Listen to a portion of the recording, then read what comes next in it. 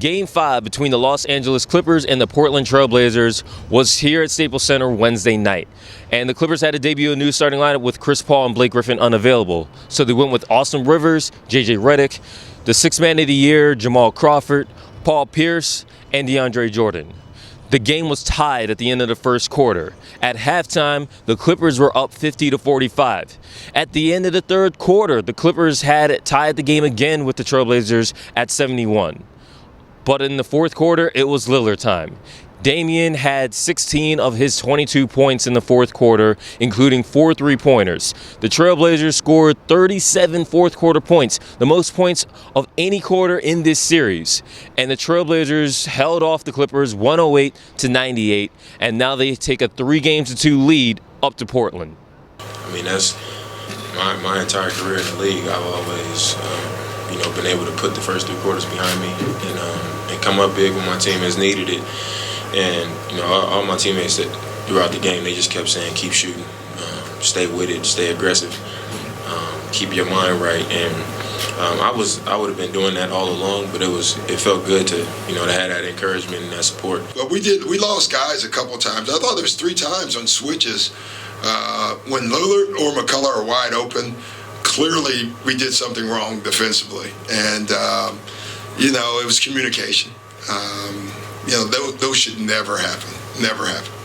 I rode C.J. a little bit longer. C.J. didn't come out until minute 30, minute 40 in the third, so I wanted to give C.J. just a little bit more of a blow because I knew I was going to go the rest away with him. So just wanted Dame to play another extra minute or 2 just so that C.J. could finish strong. The energy and the emotions were high for the Clippers. That may have been a detriment to them in the second half as they lost their lead and eventually lost the game. Both teams acknowledged that, hey, there was talent on the floor for the Clippers, but maintaining that energy just was too much to overcome. They wanted to win, they were just up, and sometimes you get up too much, they heard the same thing that you guys said, for 48 hours. It's a hard game, can they win? So I liked the emotion, but I just didn't think they didn't sustain it. Like the pace we played at in the first half was terrific. We just couldn't sustain the pace. Game 3, you broke out offensively, but the team's defense and your defense on JJ has been much better in the last 3 games as well. So what have you seen that has allowed you and the team to be more effective shutting down the perimeter offense? I think we got to guard him with all 5. JJ's a really good player. He's smart. He knows how to move without the ball.